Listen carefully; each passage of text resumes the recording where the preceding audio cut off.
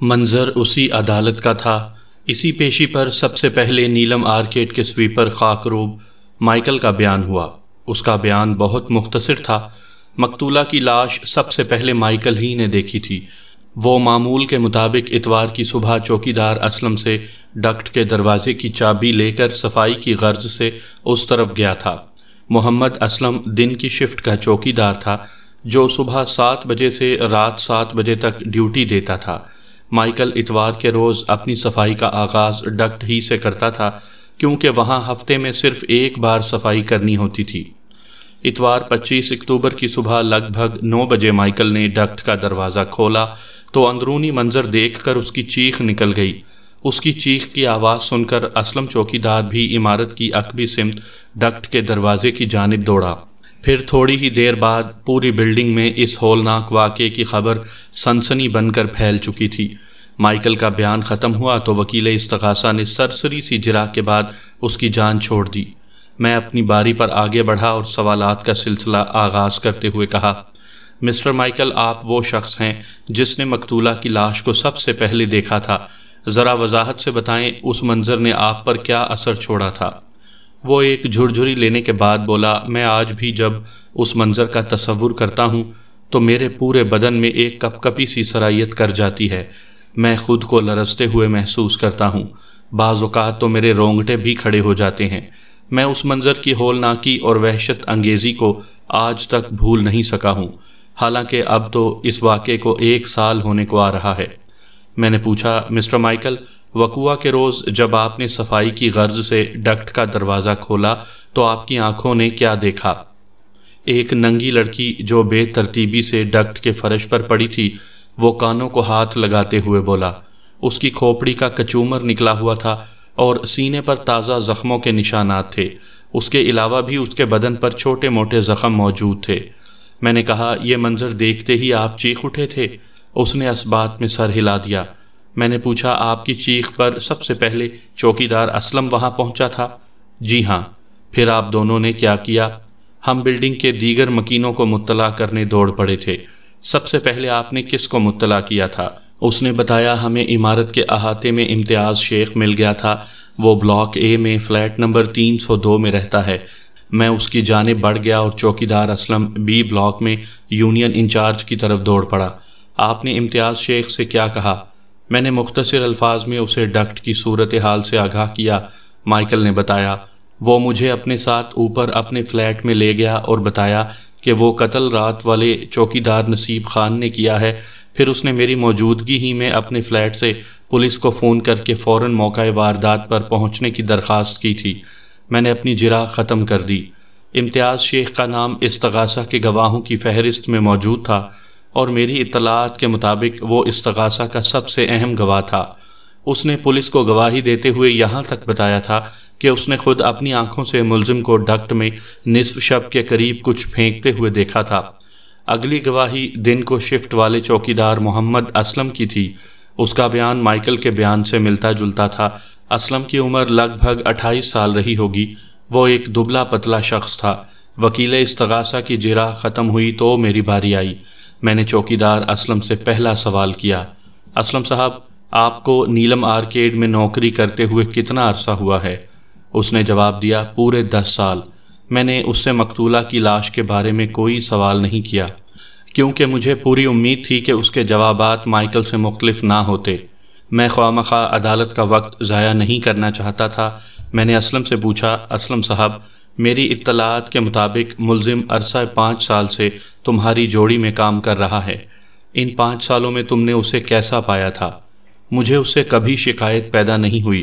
میں نے پوچھا، مجھے پتہ چلا ہے کہ ملزم مقتولہ کو اچھی نظر سے نہیں دیکھتا تھا اور گاہے بگاہے اس پر آوازیں کستا رہتا تھا۔ تمہارا اس بارے میں کیا خیال ہے؟ وہ تأمل کرتے ہوئے بولا، ہمارا ایک ساتھ بہت کم وقت گزرتا تھا۔ میں صبح 7 بجے جب آتا تھا تو وہ چھٹی کر جاتا تھا۔ اس طرح ہمیں بس 5-10 منٹ ہی بات چیت کا موقع ملتا تھا۔ میں اس کی دیگر مصروفیات کے بارے میں تو نہیں جانتا، تاہم یہ مجھے معلوم ہے کہ ملزم مقتولہ کو پسند کرنے لگا تھا، وہ اسے اچھی لگتی تھی۔ میں نے پوچھا، اسلم صاحب، کیا آپ ہمیشہ دن ہی کی شفٹ میں چوکیداری کرتے ہیں؟ نہیں جناب، ہماری شفٹیں بدلتی رہتی ہیں، اسلم نے جواب دیا۔ وہ 1 ماہ دن کی ڈیوٹی کرتا ہے اور 1 ماہ رات کی۔ اسلم کی وضاحت نے بہت سے الجھے ہوئے پہلو سلجھا دیے تھے۔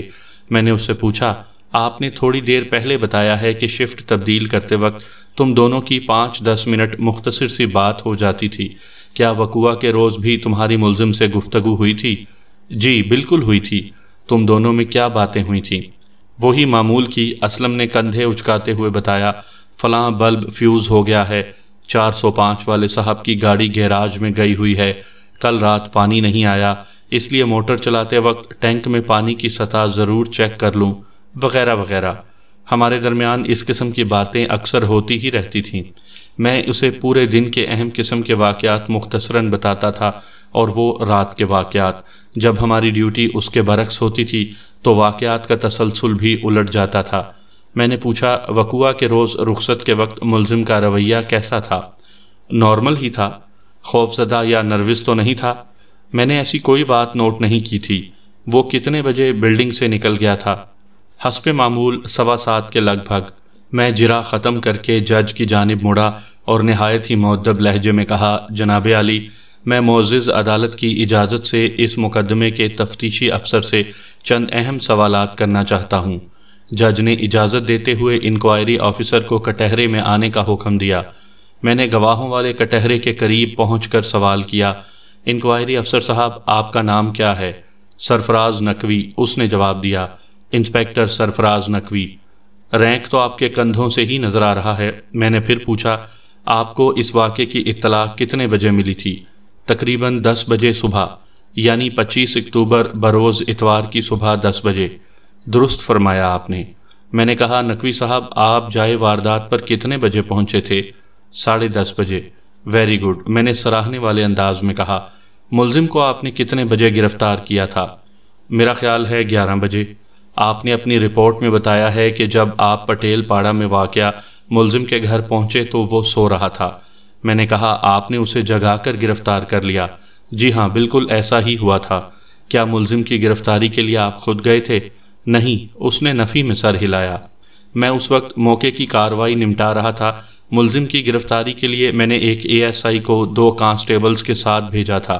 میں نے پوچھا، انسپیکٹر صاحب، مقتولہ کی لاش کو آپ نے اپنی نگرانی میں پوسٹ مارٹم کے لیے ہسپتال بھجوایا تھا؟ آپ کا اندازہ درست ہے۔ آئیو صاحب، میں نے جرح کے سلسلے کو آگے بڑھاتے ہوئے کہا، اس کا مطلب ہے آپ نے لاش کا طبی معائنہ کیا تھا؟ یہ تو میرے فرائض کا حصہ اول تھا۔ کیا یہ سچ ہے کہ مقتولہ کی کھوپڑی پاش ہو چکی تھی؟ ہاں، یہ سچ ہے، اس نے کہا، لیکن پوسٹ مارٹم کی رپورٹ کے مطابق مقتولہ کی موت گلا گھونٹنے سے واقع ہوئی تھی۔ اس کی کھوپڑی کو بعد میں چٹکھایا گیا تھا۔ چٹکھایا نہیں بلکہ پاش کیا گیا تھا۔ میں نے ایک ایک لفظ پر زور دیتے ہوئے کہا، آپ کے خیال میں یہ بربریت کا مظاہرہ کس نے کیا تھا؟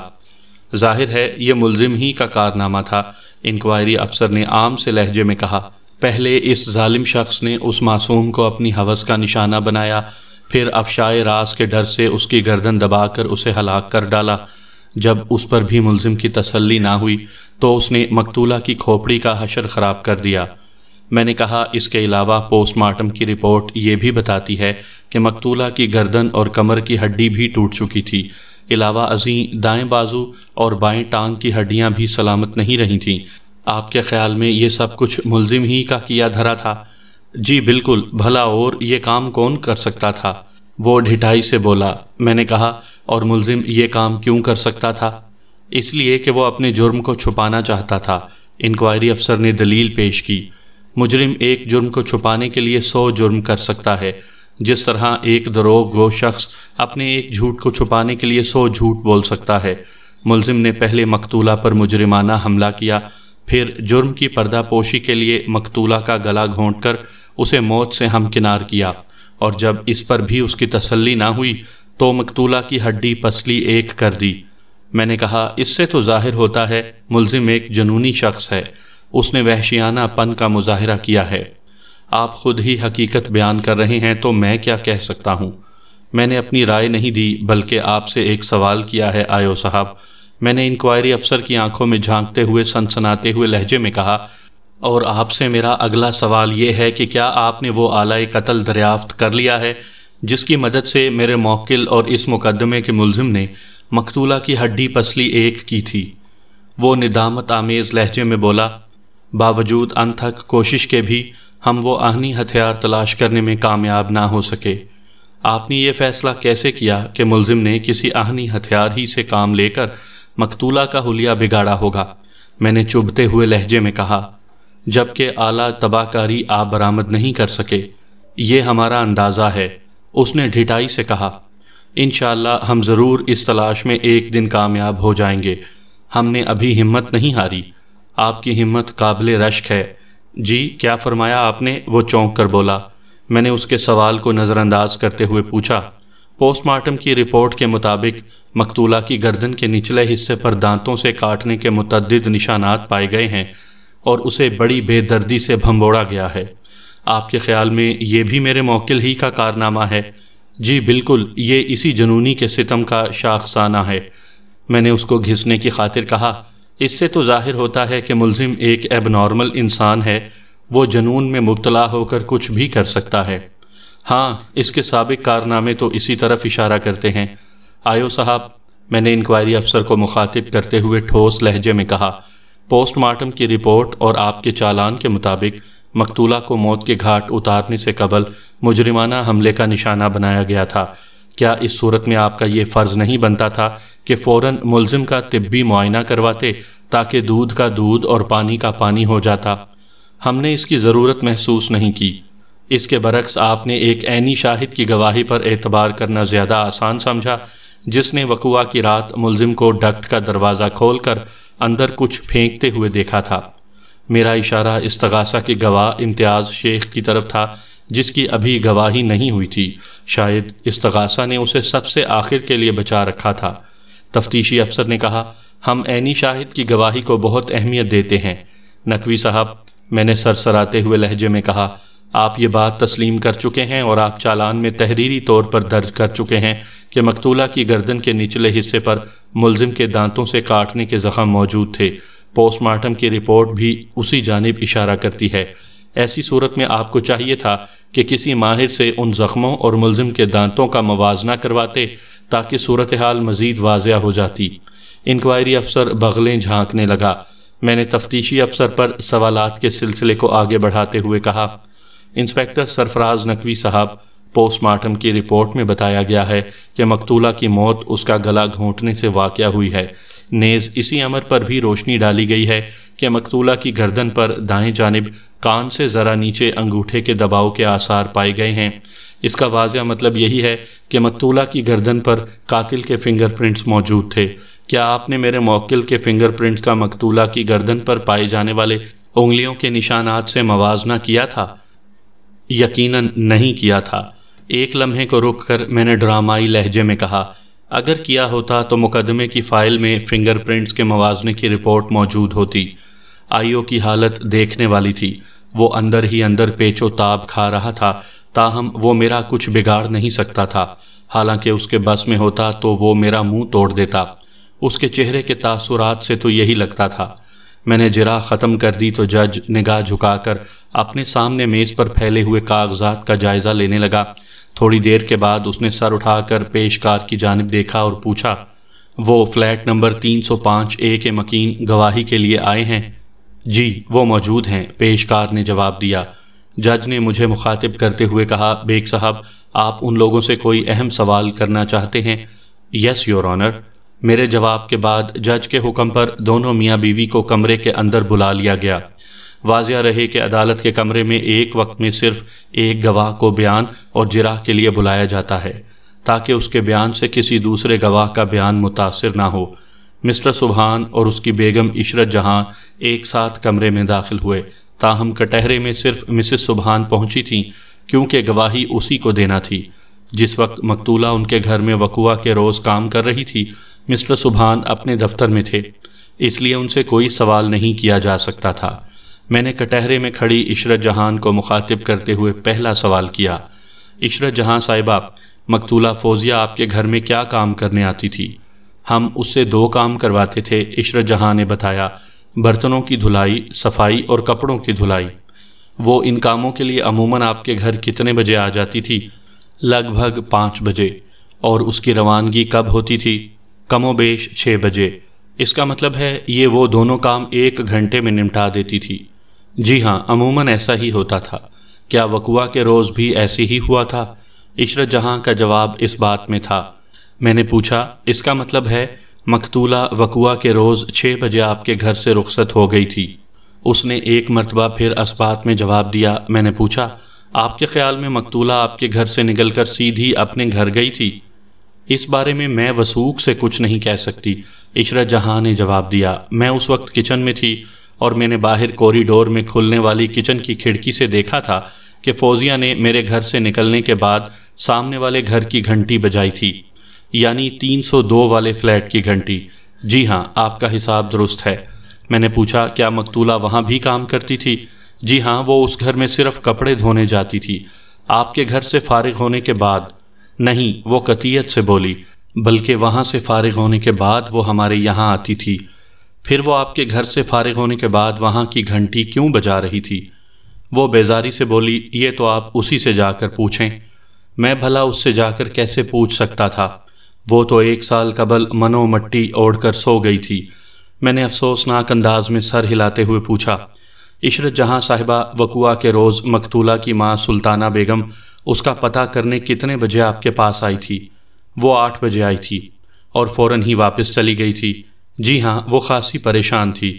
میں نے مزید چند سوالات کرنے کے بعد جرا ختم کر دی۔ جج نے 1 ہفتے بعد کی تاریخ دے کر عدالت برخاست کر دی تو میں نے کہا، جناب عالی، استغاثہ کا صرف ایک گواہ باقی بچا ہے۔ وکیل استغاثہ کو تاکید کی جائے کہ آئندہ پیشی پر وہ اس کی گواہی کروا دیں تاکہ ملزم کے بیان کے بعد صفائی اور دلائل کا سلسلہ شروع ہو سکے۔ جج خود اس مقدمے کو جلد از جلد کسی نتیجے تک پہنچانا چاہتا تھا، چنانچہ اس نے میرے حسب منشا استغاثہ کو ہدایات جاری کر دیں۔ اس روز ملزم کا بڑا بھائی افضل خان کسی خاص الخاص مصروفیت کے باعث عدالت نہیں آ سکا تھا، لیکن شام کو وہ میرے دفتر میں موجود تھا۔ میں نے اس کی بیوی کے ذمہ جو کام لگایا تھا وہ اس نے بطریق احسن انجام دے دیا تھا۔ میں نے افضل کو آج کی عدالتی رودات کے بارے میں بتایا تو وہ بہت خوش ہوا، جذباتی لہجے میں بولا، بیگ صاحب، آپ تو بہت تیز رفتاری سے منزل کی جانب گامزن ہیں۔ میں نے کہا، اس کامیابی میں ہماری مشترکہ کوششیں کار فرما ہیں، خصوصاً گلریز کے تعاون کو نظر انداز نہیں کیا جا سکتا۔ ایک لمحے کو رک کر میں نے مزید کہا، بھائی تمہاری بیوی کے کرنے کے لیے تو ایک اور کام نکل آیا ہے، لیکن یہ کام آئندہ پیشی سے پہلے ہو جانا چاہیے۔ اس کام کا تعلق نیلم آرکیڈ سے ہے اور اس مشن میں تم میاں بیوی دونوں حصہ لوگے۔ وہ سوالیہ مگر ولولہ انگیز نظر سے مجھے دیکھنے لگا۔ ذرا تفصیلات تو بتائیں بیگ صاحب۔ میں نے مختصر مگر جامع الفاظ میں غرض و غایت بیان کرنے کے بعد کہا، یہ کام بہت ہوشیاری سے ہونا چاہیے افضل خان۔ آپ فکر ہی نہ کریں جناب۔ آج جس طرح افضل خان نے گل بہار والے کام سے متعلق انکشاف انگیز معلومات مجھ تک پہنچائی تھیں، مجھے امید تھی کہ موجودہ ذمہ داری پوری کرنے میں بھی وہ اسی طرح کامران رہے گا۔ انسان خلوص نیت سے اگر مثبت انداز میں کوشش کرے تو کامیابی ضرور اس کی قدم بوسی کرتی ہے۔ سامعین کرام، آپ سن رہے ہیں مرزا امجد بیگ ایڈوکیٹ کی کہانیوں کے سلسلے میں ایک اردو کہانی ابن الحوث۔ یہ اس سلسلے کی قسط نمبر 3 ہے۔ مجھے امید ہے آپ کو میری یہ کاوش پسند آ رہی ہوگی۔ مسمی امتیاز شیخ سن آف افتخار شیخ، ساکن فلیٹ نمبر 302A، نیلم آرکیڈ، کراچی، باقائمی ہوش و حواس یہ بیان دیتا ہوں کہ فلاں فلاں فلاں۔ استغاثہ کے سب سے اہم اور آخری گواہ امتیاز شیخ نے حلف اٹھانے کے بعد اپنا طویل بیان ریکارڈ کروا دیا، جو پولیس کو دیے گئے بیان کی ہو بہو کاپی تھا۔ اس کے بیان کا خلاصہ کچھ یوں بنتا تھا، وقوع کی رات یعنی 24 اور 25 اکتوبر کی درمیانی شب امتیاز شیخ اپنے فلیٹ میں ٹی وی دیکھ رہا تھا کہ اس نے نیچے ڈکٹ میں سے کچھ پراسرار آوازیں سنی۔ وہ کھڑکی میں بنے ہوئے موکھلے میں سے جھانکنے لگا۔ اسی وقت اس نے ڈکٹ کے دروازے میں شبینہ ڈیوٹی والے چوکیدار نصیب خان کی جھلک دیکھی، جو دروازہ بند کر رہا تھا۔ جب نصیب خان اس کی نظر سے اوجھل ہو گیا تو وہ دوبارہ آ کر ٹی وی دیکھنے لگا۔ تھوڑی دیر بعد وہ اس واقعے کو بھول گیا، لیکن دوسری صبح جب اسے معلوم ہوا کہ ڈکٹ میں کسی لڑکی کی لاش ملی ہے تو رات والا واقعہ اس کے ذہن میں تازہ ہو گیا۔ اسے 100% یقین تھا کہ رات چوکیدار نصیب خان نے اسی مقتول لڑکی کی لاش ڈکٹ میں پھینکی تھی۔ پولیس اور استغاثہ کے لیے امتیاز شیخ ریڑھ کی ہڈی کی حیثیت رکھتا تھا۔ اور پورا کیس اسی پر بیس کرتا تھا۔ اب مجھے استغاثہ کے اس اہم گواہ پر جرح کرنی تھی۔ وکیل استغاثہ جب گھما پھرا کر مختلف سوالات کر چکا اور اس نے اپنی جرح ختم کرنے کا اعلان کر دیا تو میں نے جج کی اجازت پا کر گواہ کی آنکھوں میں آنکھیں ڈال کر سلسلہ سوالات کا آغاز کیا۔ امتیاز شیخ صاحب، اگر میں آپ کو صرف شیخ صاحب کہوں تو آپ کو کوئی اعتراض تو نہیں ہوگا؟ مجھے اکثر لوگ شیخ صاحب ہی کہتے ہیں، وہ اسپاٹ لہجے میں بولا۔ میں نے پوچھا، شیخ صاحب، آپ نے پولیس کو اور پھر معزز عدالت کے سامنے یہ بیان دیا ہے کہ وقوعہ کی رات آپ نے ڈکٹ کی طرف سے کچھ پراسرار آوازیں سنی تھیں؟ جی ہاں، میرا یہی بیان ہے۔ آپ ان پراسرار آوازوں کی وضاحت کریں گے؟ وہ گڑبڑا گیا، پھر بولا، ان آوازوں سے میری مراد ایک عجیب سی آواز سے تھی۔ اچھا، چلو مان لیا کہ کوئی عجیب سی آواز آپ کے نزدیک پراسرار آوازوں میں شمار ہوتی ہے۔ میں نے گردن جھٹکتے ہوئے کہا، آپ ذرا معزز عدالت کے سامنے اس عجیب آواز کی تشریح ہی کر دیں تو عین نوازش ہوگی۔ وہ تھوک نگلتے ہوئے بولا، وہ کسی چیز کے پھینکنے کی آواز تھی، جیسے کوئی بوری یا بوری نما چیز پھینکی جائے۔ شیخ صاحب، آپ کے بیان کے مطابق آپ اس آواز پر چونکے اور اس صورتحال جاننے کے لیے ڈکٹ میں جھانکنے لگے۔ کیا میں ٹھیک کہہ رہا ہوں؟ بالکل ٹھیک، وہ سادہ لہجے میں بولا۔ پھر آپ نے وہاں کیا دیکھا؟ میں نے جو کچھ دیکھا وہ اپنے بیان میں بتا چکا ہوں۔ وہ قدرے بیزاری سے بولا۔ میں نے کہا، شیخ صاحب، اگر کوئی حرج نہ ہو تو ایک مرتبہ مجھے بھی بتا دیں۔ ایک ہی بات کو میں کتنی مرتبہ دہراؤں؟ وہ جھنجھلا گیا۔ جج نے سرزنش آمیز آواز میں کہا، مسٹر امتیاز شیخ، وکیل صاحب جو کچھ پوچھ رہے ہیں وہ بتاؤ۔ تم ان کے سوالات کے جواب دینے کے پابند ہو کیونکہ تم اس وقت ایک گواہ کی حیثیت سے کٹہرے میں موجود ہو۔ امتیاز شیخ نے ناپسندیدہ نظر سے مجھے دیکھا اور بولا، میں نے جب ڈکٹ میں جھانکا تو وہاں مجھے شبینہ ڈیوٹی والے چوکیدار نصیب خان کی جھلک دکھائی دی۔ وہ وہاں کیا کر رہا تھا؟ ڈکٹ کا دروازہ بند کر کے جا رہا تھا۔ اور صبح جب آپ کو معلوم ہوا کہ ڈکٹ کے اندر سے ایک برہنہ لڑکی کی لاش ملی ہے تو آپ نے فرض کر لیا کہ رات آپ نے جو کسی بوری نما چیز کے پھینکے جانے کی آواز سنی تھی وہ دراصل مقتول لڑکی کے پھینکے جانے کی آواز تھی، جسے آپ نے پہلے پراسرار آوازوں کے طور پر محسوس کیا اور بعد میں ایک عجیب سی آواز کے طور پر۔ آپ بالکل ٹھیک کہہ رہے ہیں، یہی میرے محسوسات تھے، اور آپ کو یہ بھی یقین ہو گیا کہ وہ لاش ملزم نصیب خان نے ڈکٹ کے اندر پھینکی تھی؟ میں نے تیکھے لہجے میں استفسار کیا۔ ہاں، وہ تیز لہجے میں بولا، میں نے ملزم کو وہاں دیکھا تھا، لاش پھینکتے ہوئے دیکھا تھا۔ نہیں، اس کی زبان لڑکھڑائی، وہ لاش پھینک کر واپس جا رہا تھا۔ اس کا مطلب ہے آپ نے اسے باقاعدہ لاش وہاں پھینکتے ہوئے نہیں دیکھا تھا؟ یہ بے قاعدہ اور باقاعدہ کا تو مجھے پتہ نہیں، وہ الجھن آمیز لہجے میں بولا۔ میں نے بس اسے وہاں دیکھا تھا۔ اگر وہ لاش پھینک کر نہیں جا رہا تھا تو پھر آدھی رات کو وہاں کیا کر رہا تھا؟ جج نے دوبارہ اسے ڈانٹا، مسٹر امتیاز، آپ سوال نہ کریں بلکہ صرف وکیل صاحب کے سوال کا جواب دیں۔ گواہ امداد طلب نظروں سے وکیل استغاثہ کو دیکھنے لگا۔ وہ فوراً اس کی دستگیری کو لپکا۔ آبجیکشن یور آنر، اس نے تیز آواز میں کہا۔ میرے فاضل دوست بار بار لاش کے پھینکے جانے کا ذکر کر کر کے معزز گواہ کو الجھا رہے ہیں، حالانکہ گواہ انہیں بتا چکا ہے کہ اس نے کوئی بوری نما چیز پھینکے جانے کی آواز سنی تھی اور ملزم کو وہاں سے جاتے ہوئے دیکھا تھا۔ اس کا ایک ہی منطقی نتیجہ لگتا تھا کہ ملزم وہاں کچھ پھینک کر جا رہا تھا۔ گواہ نے بھی یہی نتیجہ اخذ کیا تھا۔ وکیل استغاثہ نے ایک بے مقصد وضاحت کی تھی۔ جب اس نے اپنی بات ختم کی تو اس کے چہرے پر ایسے تاثرات تھے جیسے اسے خود نہ اندازہ ہو کہ وہ آخر کیا کہنا چاہ رہا تھا۔ میں نے گواہ کو دوسرے زاویے سے گھسنا شروع کیا۔ شیخ صاحب، آپ کا ذریعہ معاش کیا ہے؟ مجھے اعتراض ہے جناب عالی، وکیل استغاثہ نے اچھل کر کہا۔ وکیل صفائی ایک غیر متعلق سوال کر رہے ہیں۔ جج نے مجھ سے کہا، بیگ صاحب، آپ اپنے سوالوں کو کیس تک محدود رکھیں۔ آل رائٹ یور آنر، میں نے سر کو ہلکا سا خم دیتے ہوئے کہا، پھر گواہ کی جانب مڑتے ہوئے پوچھا، شیخ صاحب، آپ نے اپنے بیان میں بتایا ہے کہ وقوعہ کے روز آپ اپنے گھر میں ٹی وی دیکھ رہے تھے جب آپ نے وہ پراسرار آوازیں بالفاظ دیگر ایک عجیب سی آواز سنی تھی، کسی بوری نما چیز کے پھینکے جانے کی۔ اتنا کہہ کر میں رکا۔ امتیاز شیخ کے چہرے کے تاثرات کا جائزہ لیا اور پوچھا، شیخ صاحب، آپ سے میرا سوال یہ ہے کہ کیا اس وقت آپ گھر میں اکیلے تھے؟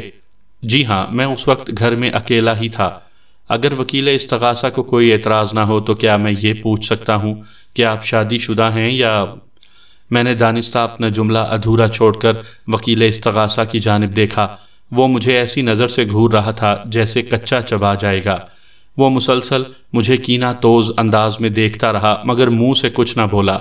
امتیاز شیخ نے فراغ دلی کا مظاہرہ کرتے ہوئے کہا، میں آپ کے اس سوال کا جواب بھی دوں گا اور اس سوال کا بھی جس کا جواب آپ کو نہیں مل سکا۔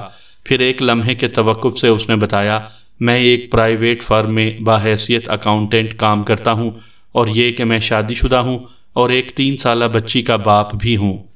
اس کے باوجود بھی آپ وقوعہ کی رات گھر میں اکیلے تھے؟ میں نے تیز لہجے میں کہا، کیا آپ کے بیوی بچے کہیں گئے ہوئے تھے؟ جی ہاں، میری بیوی پروین کوثر چھوٹی بچی سونیا کے ہمراہ اپنی امی کے یہاں رنچوڑ لائن گئی ہوئی تھی۔ تعاون کا بہت بہت شکریہ، میں نے کہا۔ پھر پوچھا، شیخ صاحب، جب آپ نے ڈکٹ کی جانب سے وہ عجیب سی آواز سنی تھی اس وقت رات کا کیا بجا تھا؟ وہ جلدی سے بولا، اس وقت رات کا 1 بجا تھا۔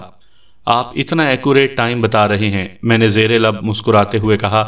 اس کا مطلب ہے آپ نے اس وقت ضرور گھڑی دیکھی ہوگی۔ جی ہاں، میں نے وال کلاک میں وقت دیکھا تھا۔ اس زمانے میں کیبل نیٹ ورک اور ڈش اینٹینا وغیرہ متعارف نہیں ہوا تھا اور نہ ہی مقامی طور پر STN کی نشریات کا آغاز ہوا تھا۔ میں نے ان نکات کو ذہن میں رکھتے ہوئے استغاثہ کے گواہ امتیاز شیخ سے سوال کیا، تو اس وقت جناب ٹی وی دیکھ رہے تھے اور رات کا 1 بج چکا تھا۔ کیا آپ معزز عدالت کو یہ بتانا پسند کریں گے کہ رات کے 1 بجے کون سا پروگرام ٹی وی پر دکھایا جا رہا تھا؟ PTV عموماً 11:30 یا 11:45 یا حد 12 بجے تک اپنی نشریات بند کر دیتا تھا۔ گواہ نے میرے اس سوال پر تحقیر آمیز نظر سے مجھے دیکھا اور فخریہ لہجے میں بولا، میں اس وقت اپنا پسندیدہ کھیل کرکٹ دیکھ رہا تھا۔ پاکستان اور ویسٹ انڈیز کے درمیان بڑا سنسنی خیز ون ڈے کھیلا جا رہا تھا۔ رات کے 1 بجے یہ میچ کہاں ہو رہا تھا؟ میں نے پوچھا۔ امتیاز شیخ نے ایک مرتبہ پھر مجھے مضحکہ اڑانے والی نظر سے دیکھا اور جواب دیا، جناب وکیل صاحب، یہ میچ ویسٹ انڈیز میں ہو رہا تھا۔ اس کا جواب وزندار تھا۔ پاکستان اور ویسٹ انڈیز کے معیاری وقت میں پورے 9 گھنٹے کا فرق ہے۔ انتہائی مغرب میں واقع ہونے کے باعث ویسٹ انڈیز کا وقت ہم سے 9 گھنٹے پیچھے ہے، یعنی جب وقوعہ کی رات گواہ امتیاز شیخ 1 بجے ٹی وی پر ویسٹ انڈیز میں کھیلا جانے والا میچ دیکھ رہا تھا تو اس وقت وہاں ویسٹ انڈیز میں شام کے 4 بجے ہوں گے، گزشتہ شام کے جو پاکستان میں گزر چکی تھی۔ اس حساب سے جب پاکستان میں 25 اکتوبر کا 1 صبح کا بجا تھا تو ویسٹ انڈیز میں 24 اکتوبر شام کے 4 بجے ہوں گے۔ جغرافیائی اعتبار سے ویسٹ انڈیز جزائر غرب الہند 2 بر اعظموں نارتھ امریکہ اور ساؤتھ امریکہ کے درمیان کیریبین سی میں واقع ہے۔ میں نے کٹہرے میں کھڑے ہوئے امتیاز سے سوال کیا، شیخ صاحب، وہ میچ کتنے بجے ختم ہوا تھا؟ رات 3 بجے، یعنی ویسٹ انڈیز میں لگ بھگ شام 6 بجے۔ یہ حساب آپ خود لگاتے پھریں، وہ خشک لہجے میں بولا۔ میں نے میچ کی اختتامی تقریب بھی دیکھی تھی۔ میچ تو 3 بجے سے تھوڑی دیر پہلے ہی ختم ہو گیا تھا۔ میں نے پوچھا، شیخ صاحب، آپ نے جس طرح رات بھر جاگ کر وہ میچ دیکھا تھا اس سے کرکٹ سے آپ کے گہرے دلی لگاؤ کا پتہ چلتا تھا، کیا آپ خود بھی کرکٹ کھیلتے رہے ہیں؟ وہ سینہ پھلاتے ہوئے بولا، بالکل، میں اسکول اور کالج کی ٹیموں میں باقاعدہ کرکٹ کھیل چکا ہوں۔ اس کے جواب دینے کے انداز سے مجھے شک گزرا۔ میں نے اطمینان کے لیے سوال کیا، شیخ صاحب، اسکول یا کالج کی ٹیم میں آپ کس حیثیت سے کھیلتے تھے؟ بہت اچھی حیثیت تھی میری، وہ جلدی سے بولا۔ شاید آپ میرے سوال کا مطلب نہیں سمجھے، میں نے کہا۔ میرے پوچھنے کا مقصد یہ تھا کہ آپ بحیثیت بیٹسمین یا باؤلر یا وکٹ کیپر کھیلتے تھے؟ میں ہر حیثیت میں بہت عمدہ کھیل پیش کرتا تھا، گویا آپ آل راؤنڈر تھے۔ جی بالکل۔ مجھے اندازہ ہو گیا کہ وہ سراسر دروغ گوئی سے کام لے رہا تھا۔ میں نے سب کے سامنے اس کے جھوٹ کا پول کھولنے کے ارادے سے سوال کیا، امتیاز صاحب، جب کوئی بیٹسمین اسکیئر کٹ کھیلتا ہے تو عموماً کس پوزیشن کا فیلڈر گیند کو روکنے کی کوشش کرتا ہے؟ وہ جلدی سے بولا، فرسٹ سلپ کا فیلڈر۔ ویل ڈن، میں نے تالی بجاتے ہوئے کہا۔ آپ نہایت ہی عمدہ فیلڈنگ کا مظاہرہ کر رہے ہیں شیخ صاحب۔ جج نے الجھی ہوئی نظر سے مجھے دیکھا اور کہا، بیگ صاحب، کرکٹ کے بارے میں میری ٹیکنیکل معلومات بہت کم ہیں، آپ اپنے سوال اور گواہ کے جواب کی تشریح کریں۔ میں نے حاضرین پر ایک نگاہ ڈالتے ہوئے کہا، عدالت کے کمرے میں کوئی کرکٹ کا کھلاڑی موجود ہے؟ ایک نوجوان اٹھ کر کھڑا ہو گیا۔ وہ کسی لا کالج میں قانون کا اسٹوڈنٹ تھا اور اپنی معلومات اور تجربے میں اضافے کی خاطر اکثر عدالت کے کمرے میں آ بیٹھتا تھا۔ اسے کرکٹ سے بھی گہرا شغف تھا، اسی لیے میرے سوال کے جواب میں وہ کھڑا ہوا تھا۔ میں نے اس نوجوان سے پوچھا، آپ صرف اتنا بتائیں کہ گواہ نے میرے سوال کا جواب غلط دیا ہے یا درست؟ Absolutely wrong sir. Thank you, آپ بیٹھ سکتے ہیں، میں نے اس نوجوان سے کہا، اور پھر جج کو مخاطب کرتے ہوئے بتایا، یور آنر، گواہ نے معزز عدالت کے سامنے ایک کھلا جھوٹ بولا ہے، یہ کرکٹ کی ابجد سے بھی واقف نہیں ہے۔ وکیل استغاثہ کے صبر کا پیمانہ لبریز ہو گیا۔ اس نے سٹ پٹائے ہوئے انداز میں کہا، جناب عالی، معزز عدالت میں زیر سماعت مقدمے کا کرکٹ کے کھیل سے کیا تعلق ہے؟